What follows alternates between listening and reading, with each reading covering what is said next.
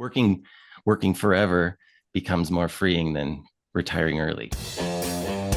Hello and welcome to Pillars of Wealth Creation, where we talk about creating financial success with a special focus on business and real estate. I'm your host, Todd Dexheimer. Now, let's get to it. And welcome back to the show. I'm your host, Todd Dexheimer. With me, excited to have Brian Herriot. Brian, how are you doing today? Great. Thank you for having me on.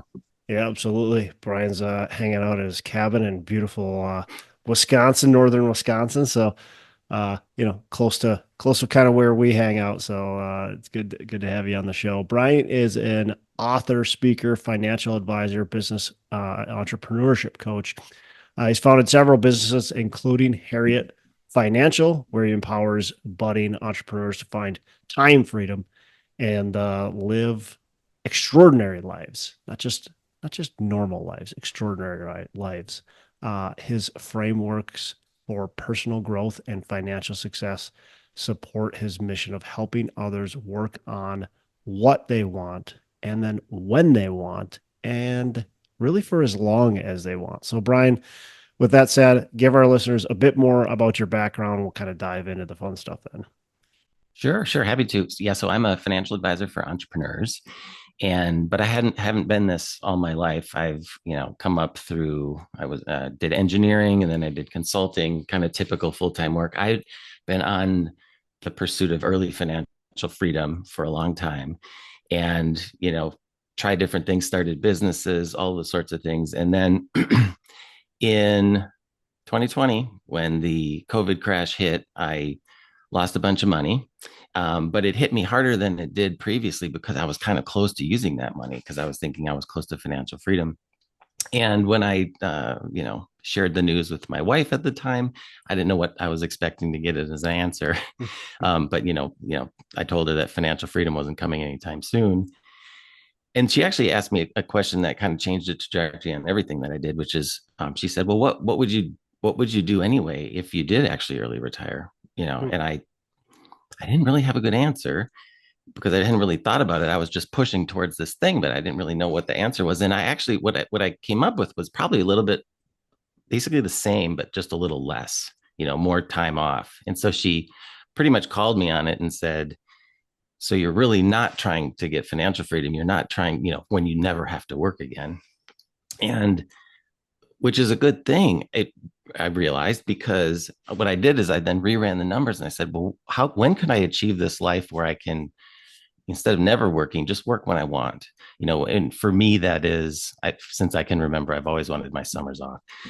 And so I did ran the numbers to see when I could work 9 months of the year and, still live comfortably 12 months. And I would be able to do that in 3 years. So since 2023, I've kind of created this lifestyle for myself where I do spend summers at the lake up here in northern Wisconsin. And then during the rest of the year, we have a son, he's 14. So we're back in California.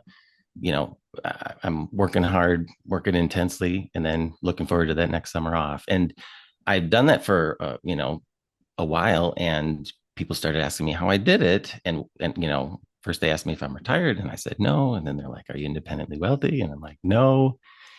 And they said, well, how do you do it? And so, it's obviously this, you kind of leverage the money growing in the background, use it to handle the inconsistent income, but lean into your business and structure the work such that you can have these extended periods of time off.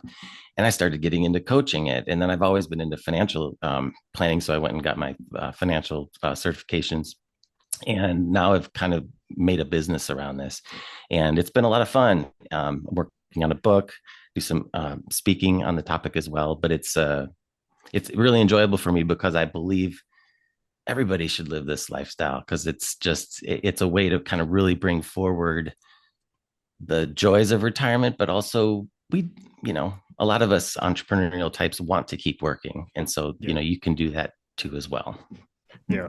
Yeah. That's I feel like retirement is just pushed so much. Everybody talks about retirement. And I did too. Like when I first started my career, that was like one of my first thoughts is when do I get to retire? It wasn't even about, and I've realized since then that retirement is somebody else's dream. It's not my dream. That is not my dream at all to ever retire.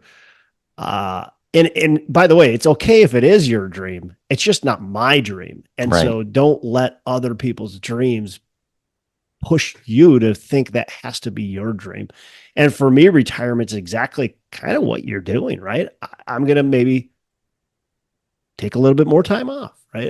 If I want to go on a 3, 4, 5 week trip and not work, great. If I want to go on a 5 week trip and do some work, great. Right. That to me is the definition of my retirement. It's not that I'm going to just be done one day. And Yeah. so I need financial freedom. By the way, financial freedom is great. But I think how you're doing it and explained it makes a lot of sense. You've built something where you've got, it's not necessarily financial freedom, but I would call that more freedom than, what most people are trying to build.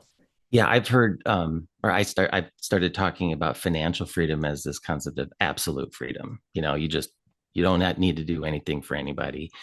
But what I think what I have and what I try to promote is meaningful freedom. Yeah. And in a really weird way, this is something that I hadn't thought of before I've experienced it, which is if you're pushing for this like absolute freedom as early as possible, you you don't want to take that Mm. extended time off because you're getting behind. You're not Yep. saving as much, you're, Yep. whatever. But when you switch your mindset and you say, well, maybe I'll work much later in life, but just, how I want to and when I want to, by thinking I'm going to work further, it actually is more freeing because now you're like, well, maybe I do want to take 1 to 6 months off. I'm not getting behind. I'm just enjoying that time now because I know I'm going to be doing it further later. So working working forever becomes more freeing than retiring early in a weird mind set Yeah. there. Well, no, and I agree. I mean, I couldn't agree more with that. When you have the freedom to choose to take the time off at, whatever, maybe not whatever age, you're going to have to probably grind and Yeah. work when you're younger, but there's going to be a point in time, and it's not, to me, it doesn't take that long where you can start having some of that freedom. Especially if you're like, hey, I don't have really a retirement plan. I don't have a Mm-hmm. time where I'm just gonna, it's my boom, I'm done. Um, yeah, then you Yeah. have that Yeah. flexibility. And I agree completely. I also feel like, especially as entrepreneurs, right? We're investing our money oftentimes in our businesses, not necessarily in a 401k or an IRA. But yet the financial advising industry kind of makes you feel bad if you don't have a big balance in there, right? But the big Yeah. balance is to support you if you never work. But if you kind of, if you keep working, you don't necessarily need that. Like you can still have a successful, you can still be free without having to have that big mountain of money that that giant nest egg. And it's kind of a solution to the fact that there everyone's quoting nobody has enough saved for retirement. Well, maybe there's another way. Yeah, maybe there's another way. So what's that formula? Like, do you have a formula that you figured out um to be able to live the lifestyle we're talking about? Yeah. So what the I call the financial freedom formula, which is the commonly known as the 4% rule, which is, if you look at the giant amount of money that you have, I don't know, it's $1 million for an example, you can safely withdraw 4% of that and live off that each year and never run out of it. So that's, 40 grand. I think, I live in California. I mean, we happen to live there. My son happens to go to private school because he learns differently than other kids. So life is expensive, and so I can't live on $40,000 a year.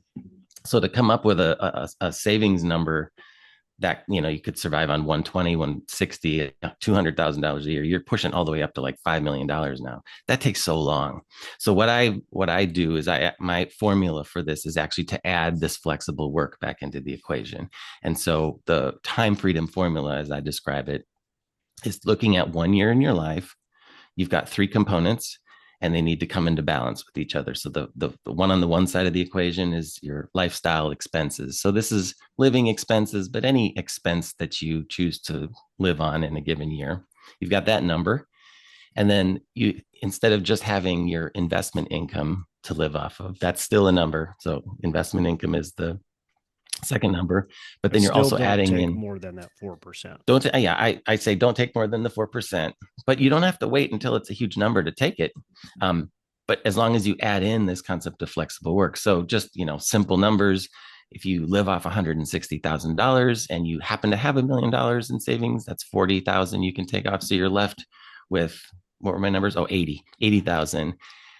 All of a sudden you're like, oh, I don't need to be making 100, 200, 300,000 or anything like that. I'm really Mhm. just have, how much work do I need to do to come up with $80,000 in a year? And surprising, especially the entrepreneurial types are like, oh, I could do that. I could do twice that. And that's the formula for a year. Now, a lot of people won't kind of jump into this lifestyle just by looking at a year. You've got future expense, college for the kid, or other things like that. Yeah, And so depends on where you are in your lifeline to your totally. And timeline. so right, and so I kind of take this concept of the 1 year and then project it out using this proprietary tool I have that's free to use. Anyone can use it. It's at timefreedomcalculator.com, but it takes those three numbers, adds in a few more, and without being overly complicated, you can kind of project this lifestyle out into the future to see if you can live 100 years and not, and live till 90 or 100 and not run out of money. And so I like to describe it though in that year's time frame, because it helps people kind of process it, and then we have to project it. Yep. One of the things that drives me nuts about a lot of financial advisors or just like the financial advising community, and I don't want to like single anybody out because everybody's certainly different, but there's this, well, when you retire, you're going to be spending less money. Mm. So you don't need to, well, if you're spending whatever 150,000 now, can we really downsize and spend, you know, $80,000? And like, that's the last thing I want to do. I'm with you. When as I, it's like I want to be able to have that. Maybe I won't spend more money, but I want to have that ability to Yeah. spend more money as I age. Like I want to have the ability to go do things I've never maybe done before. I want the ability to be able to pay for big life events if I need to, if I want to. So yeah, I don't know. That always drove me nuts. It's like, wait a second, I don't want to downsize and simplify when I Yeah. retire. That Yeah. doesn't You're sound like, fun. yeah, you're downside, that's recommendation to downsize. And then on top of it, if you're not working or haven't worked and you've been out of it for a while and you can't, just pick up a job again, you're 100% dependent on the stock markets. Right? Like if they go down, then you're even pulling less out. And so you're Yep. living this kind of smaller, out, less in control life, which is, you're right, it's exactly the opposite of what I would want to do. How would you compare what you're talking about to when people talk about work-life balance? Like, how Oh, do you compare the two? well, work-life balance for me is, for one, I don't think it's a real thing. I don't think it works. Agreed. I even think they keep changing the name of it to make it like heavy. I think Jeff Bezos calls it work-life alignment now, which is just another way to say, well, you're probably going to be working more. But work-life balance to me is measured in like days and weeks. It's like, how do you take that 2 hour lunch so that then you can make up 3 hours later in the Yeah. evening. Like Yeah. it's very narrowly focused. I think that time freedom for me is looking much broad. It's like months, years, and decades. Mm. It's seasonal living. Like I do believe that careers other than teacher and professor should take summers off, or kind of this seasonal mindset where you're working hard during one part of the year and then you're off and recovering. And as entrepreneurs, you're also thinking about your business but not in your business, so you're actually probably thinking more strategically and thinking bigger. Yeah. which can then make those remaining months even more productive for you. Yeah, it's just time freedom to me is a lifestyle. Work life balance is like a way of getting by and trying to make everything work and drop your kids off at school at odd hours and still work. And it's kind of the opposite, really, in a strange way. Yeah, that's it. My son certainly would love it if I took the summers off. He always asks me what he gets it now, but when he was younger, he'd be like, "Dad, it's summer vacation. Why are you working?" I'm like, "Well, it's not summer vacation. I don't have that, son." It But stuck yeah, with me too. Like this cabin life. My grandparents had a cabin on a different lake up in northern Wisconsin, and so we've been doing that forever. And that stuff really sticks with you. And I even tried. I went to school for engineering and stuff, and then I joined Teach for America. I'm like, oh, I'll become a teacher because then I'll have my summers off. But it's not just a time thing; it is a money thing because teachers, unfortunately, in this country at least, makes horrifically low money. That you're right. taking a second job in the summer just to make ends meet. So that was a failure for me, and so yeah, I that's why the it is kind of this money work lifestyle, really integrated solution that I had never been able. I would always look for this, but I could never figure it out because you have your financial advisor for your finances and your entrepreneurship coaches for your business, and then your lifestyle and your budgeting. You're on your own for that. But until I kind of thought through how this all works together, I couldn't get it to work out. Um, because there's no one really taking that comprehensive view. So that's how I try to differentiate my services, at least, especially for entrepreneurs who have this wonderful asset of a business. And sometimes like the initial thing is like, I started this business for freedom and now I'm busier than I ever was. Yeah. There's elements of that, but there's the money part too. And I think those have to work well together to make time freedom a reality for somebody. Um, talk about not losing money. Well, Oh, so let's just discuss that. You know, how do you set yourself up to make sure you're not doing that? yeah. So in line with this whole kind of money and work thing, what excuse me, the what I noticed in kind of when that initial story I told about when the COVID market crash happened, I was close to needing to use my money. And that can carry forward into this lifestyle of time freedom. So if you are taking the summer off, and if I'm advocating that that's something that you do, well, your money needs to be able to support that.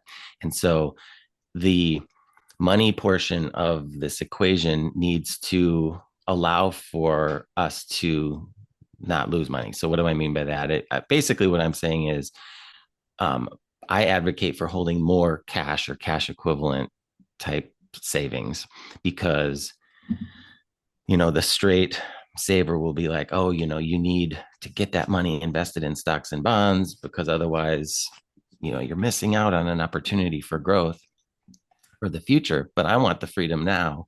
So I'm okay with, having more in cash so that if the market does go down, I still have that money available to support my inconsistent income because I'm taking off for these extended periods of time. Hmm. And, Is there a and certain actually, amount that you want to keep in cash that you is ideal for you?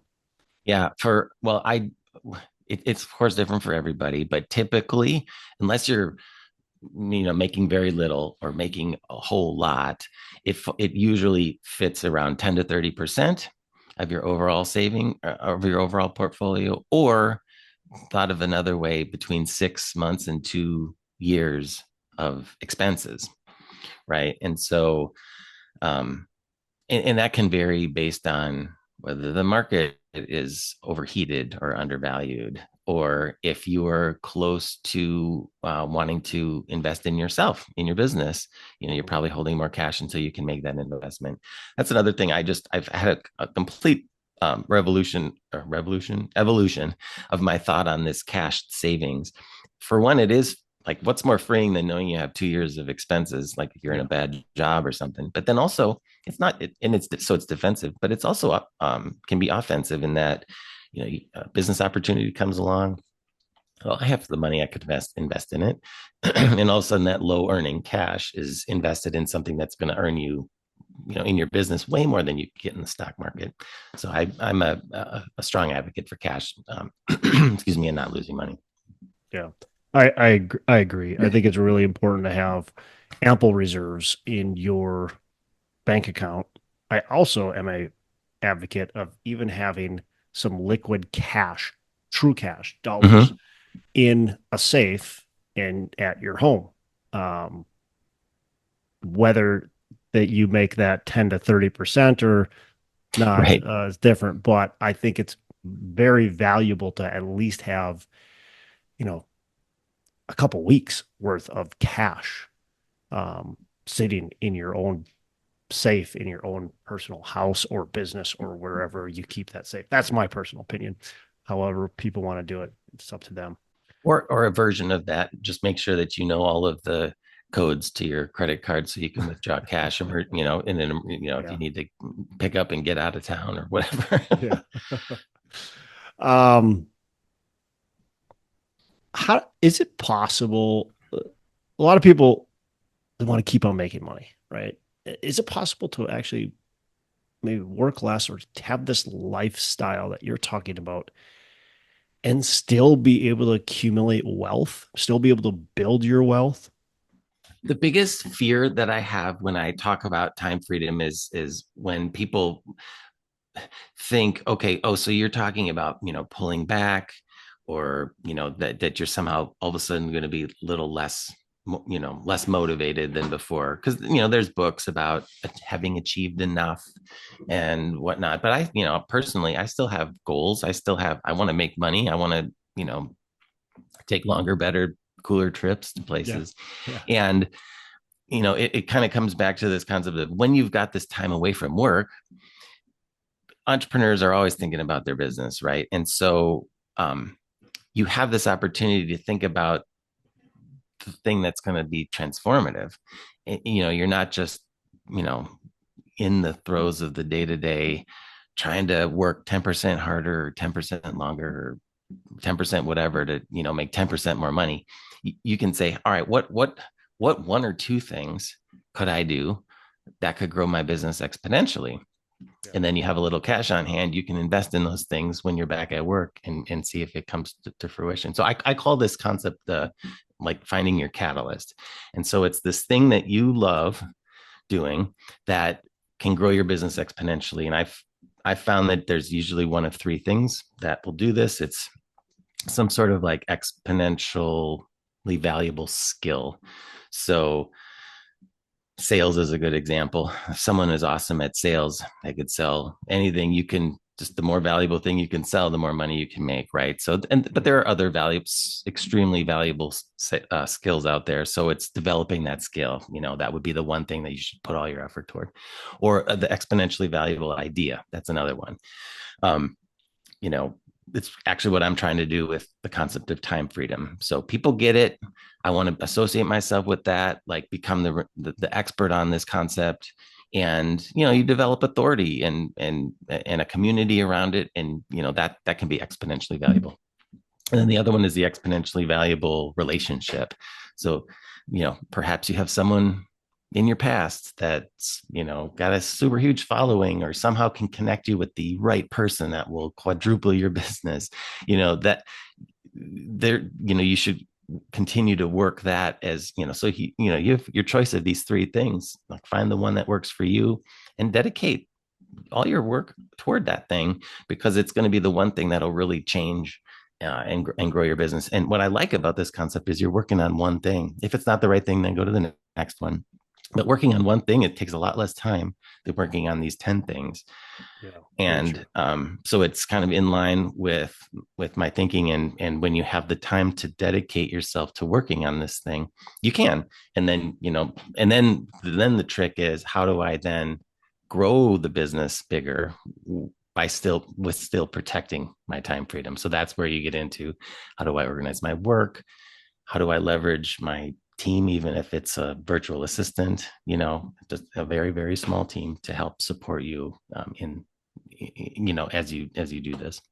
Yeah. Leverage is a very big thing, Hmm. especially when you want to figure out how to create some time freedom for yourself. I mean, you have to be leveraging other people, you have to be leveraging their skills and ideas, and that's especially well, especially if you're an entrepreneur. If that's what you're Yeah. doing, you have to be leveraging.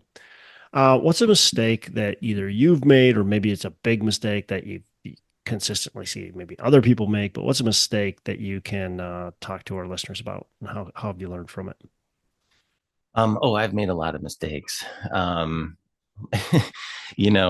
think probably the biggest mistake I made, which I think is very natural, and so people shouldn't feel bad about it. I don't. Um, but I've valued this concept of freedom and time freedom since I was young, but so many times I would get just wrapped right back up into that, career progression, working 60 hours a week, commuting 3 hours in total each day. Like it happened to me like several times. um, there was one when you're familiar with the area, but so I was riding into work. I think I was 40-ish at the time, I think it was. So this is in California. I'm actually riding across the bridge, and I saw on my newsfeed that this is when Marissa Mayer, she was like a 30, no, I was 37. That's right. She was 37 and she became the CEO of Yahoo. And I'm like, oh, I'm 37. Should I be the CEO of Yahoo? I'm like, I need to start working a little harder. And so I looked her up and I found out that she was from Wausau, Wisconsin, which, is a small Yeah, town, just like the small town I grew up in 100 miles away from that. I'm like, oh my yeah. God. Now I Population really of think, yeah, 60,000 people or whatever it yeah. is. Maybe I'm not like, even. now I really think I need to be the CEO. But then in the like my next thought, I'm like, no, no, no, I don't want to be the CEO of Yahoo. Like, what am I thinking? Like I don't want to do that. And so that was like a crystallizing moment for me where I had those all along, but that was like the Yeah. biggest one. And so Marissa Mayer kind of got me, flipped my thinking into, it's not like the next day I went out and pursued time freedom. Like, things take a while to transpire, but from that moment on, I'm like, okay, wait a second, I need to get back on the right ride here. But that just happens. I think that just Yeah. happens. Like life happens.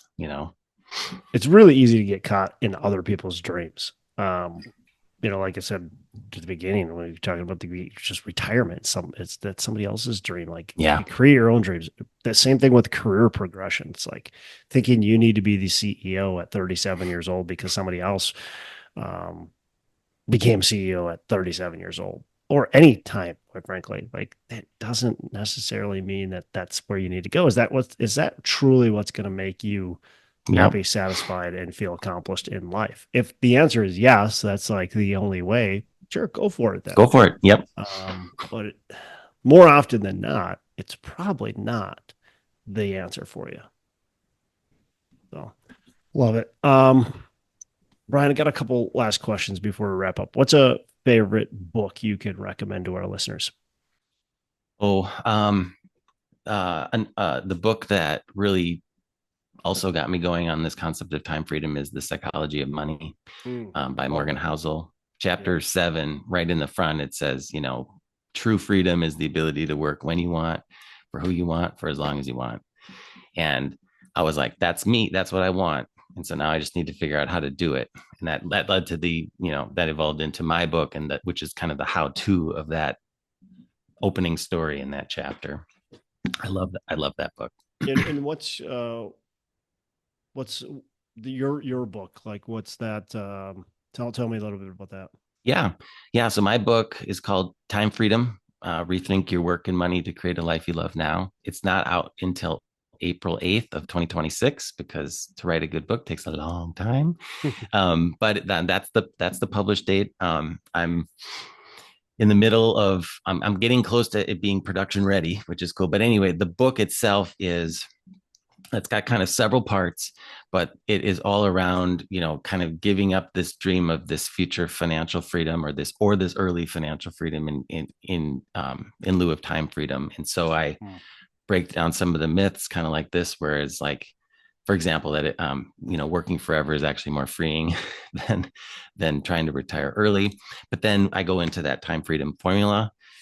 And then I break them down. So, there's a couple chapters on the lifestyle expenses, the investment income, and the flexible work. Tie it all together at the end with a case study using the calculator, and then kind of set you up for like the next goal. So once you have time freedom, you realize that time freedom is great, but really the true I found now having had time freedom, the real goal is personal connection and doing meaningful things. And I think we skip ahead and assume we should just work on that, but life is busy and we're just trying to get by. So I feel like time freedom is like that interim step to get to that larger goal. Mm. Trying to jump to it right away is it's like me trying to do Teach for America and give back, but making no money and just being like, well, I have to give it up because I have to, survive first. Yeah. So it's been probably the one of the coolest things I've done professionally is write this book, because you really have to crystallize your thinking, understand why you think the things that you do. That's where you pull those stories like about Marissa Mayer back out of the back of your mind, the recesses of your mind. You're like, oh my God, yeah, I remember how that impacted me. It's been great. It's That's been cool. great. That's cool. Um, can't wait to see that book come out. It's something that I eventually maybe will do, but man, it's a daunting thing to write a book. A Oh, lot of it, time. it is. It is. And knowing how hard it is now, I don't know if I would have started. That's why I keep on delaying the starting of writing a book. Brian, what are your three pillars of wealth creation? Yeah. So I think the first one is to decide what amount of wealth is important to you. This was big for me because sure, I could shoot for $100 million, but I don't really know what I need to be worth $100 million, what that's going to do for me. And so once I clarified that, then I was able to say, okay, well, let me just focus on my time freedom in the moment, knowing that I don't have to leverage up and try to grow that huge. So I think that's an important step that people need to decide. Are you out, Yeah. for maximum wealth or maximum freedom? Yeah. And then the second one is to lean into your natural money strengths. And that is, for example, in the book, I lay out these three money personalities. The money maker is the entrepreneur, right? Like if that's your calling, you should lean into that, and you'll develop your wealth that way. If you're a money manager, it's more likely the stocks and the bonds.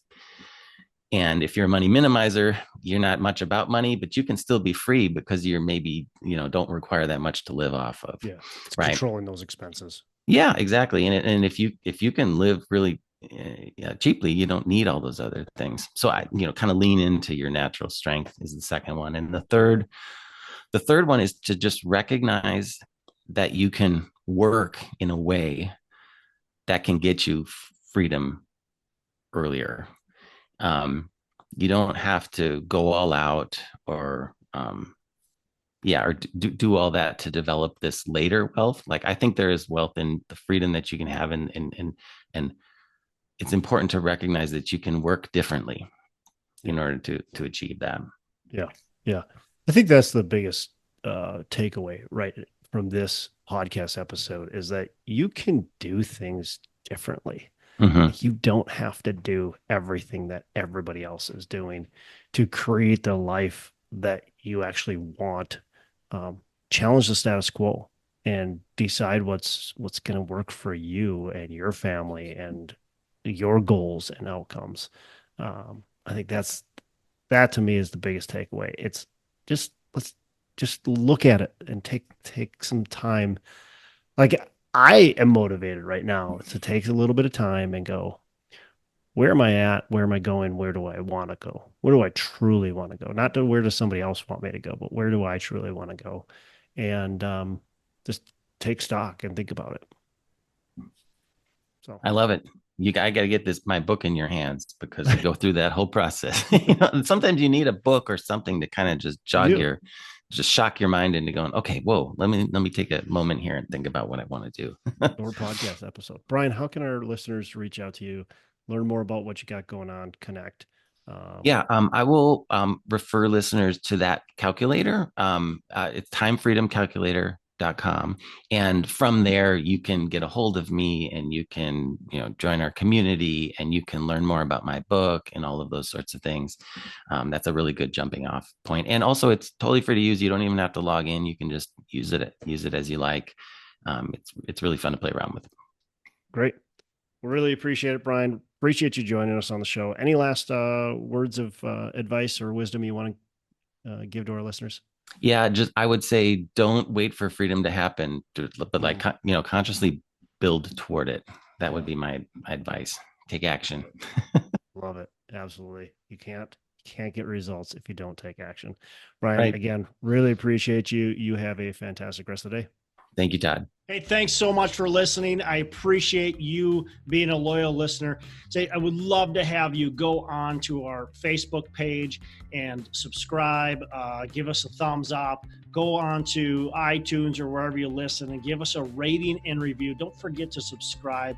Your rating and review just helps us push this out to more and more people and continue to grow our audience and hopefully positively affect a ton of people out there that really need this and want this. So the other thing I've got for you is a free ebook on my website. So go on to venturedproperties.com, and download our free ebook on real estate and on syndication. And I've got some data points in there, some really good stuff for you. So I'd love to have you take a look at that. It's free. I'm not expecting anything from it.